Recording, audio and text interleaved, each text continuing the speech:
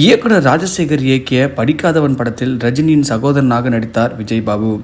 படிக்காதவன் படத்தில் ரஜினியின் சகோதரராக முதலில் வேறு ஒருவர் நடிக்க இருந்தது. ராஜசேகரன் இயக்கிய பல படங்களில் நான் நடித்திருக்கிறேன். கடைசி நேரத்தில் அந்த நடிகர் நடிக்க முடியாததால் எனக்கு அந்த படம் வாய்ப்பு கிடைத்தது. நான் ரஜினிக்கு முன்பே சினிமாவிற்கு வந்தவன். திரைப்பட கல்லூரி நாட்களிலேயே எனக்கு அவர் பழக்கம். ஆனால் இடைப்பட்ட 7 ஆண்டுகளில் நாங்கள் ஒருவரை ஒருவர் சந்தித்துக் கொள்ளவில்லை. படப்பிடிப்பிற்கு முன்பு ரஜினி ஒரு முறை சென்று பார்த்து வர சொன்னார் ராஜசேகர். அப்போது ரஜினி ராகவேந்திரா படத்தின் படப்பிடிப்பில் இருந்தார். என்னை பார்த்ததும் அவரே எழுந்து வந்துவிட்டு குடும்பத்தை பற்றி எல்லாம் விசாரித்தார். நல்ல கதாபாத்திரம், படப்பிடிப்பில் சந்திப்போம் என்று சொன்னார். 7 ஆண்டுகளுக்கு முன்பு ஒரு பியரை 5 பேர் பங்கு போட்டுக்கொண்ட அதே ரஜினியாக அவர் இருந்தார். அதாவது ஒரு பியரை 5 பேர் பங்கு போட்டுக்கொண்ட அதே ரஜினியாக அவர் இருந்தார். எந்த மாற்றமும் அவரிடம் இல்லை.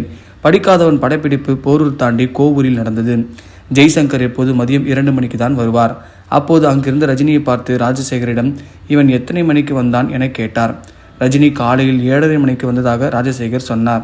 ரஜினி எதுவும் பேசாமல் அமைதியாக சாப்பிட்டு கொண்டிருந்தார். ஏன் கேட்குறீங்க என ஜெய்சங்கரிடம் ராஜசேகர் கேட்டார்.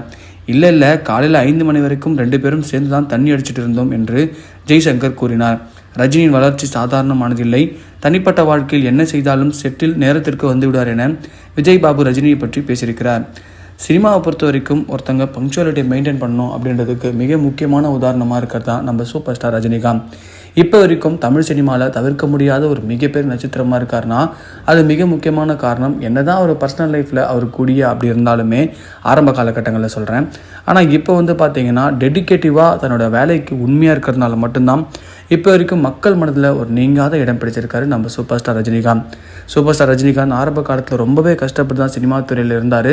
அடுத்தடுத்து அவருக்கு நிறைய பட வாய்ப்புகள் வந்ததுக்கப்புறம் எந்த படத்தை பண்ணுறதுனே தெரியாத அளவுக்கு அவருக்கு நிறைய ஆப்பர்ச்சுனிட்டிஸ் வந்தது.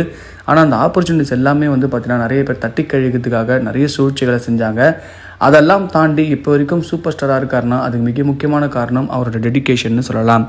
சினிமா துறையில் எத்தனை நடிகர்கள் வந்தாலுமே சூப்பர் ஸ்டாரை போல் வருமா அப்படின்னு சொல்லி எதிர்பார்க்குற அளவுக்கு அவரோட உழைப்பு மட்டும் இல்லாமல் அவரோட படங்களும் பாக்ஸ் ஆஃபீஸ் ஹிட்டு கொடுக்குற அளவுக்கு ஒரு பயங்கரமான பெஞ்ச் மார்க்கை செட் பண்ணியிருக்கு. இப்போ இருக்க சக இளைஞான நடிகர்களுக்கு கூட ஒரு மிகப்பெரிய போட்டியாக சூப்பர் ஸ்டார் இருக்க மிக முக்கியமான காரணம் அவரோட டெடிகேஷன் மற்றும் அவருடைய இன்வால்மெண்ட்டுன்னு சொல்லலாம்.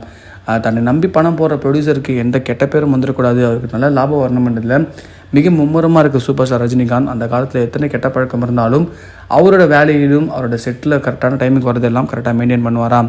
சூப்பர் ஸ்டாரை பற்றி உங்களுக்கு தெரிஞ்ச விஷயங்களை நீங்கள் பகிர்ந்துக்கலாம். இல்லை சூப்பர் ஸ்டாரை பற்றி இந்த மாதிரி விஷயங்களை பற்றி நீங்கள் தெரிஞ்சதுன்னா கமெண்ட் பாக்ஸில் போய் வேறு என்னென்ன பேசலான்றதையும் சொல்லுங்கள்.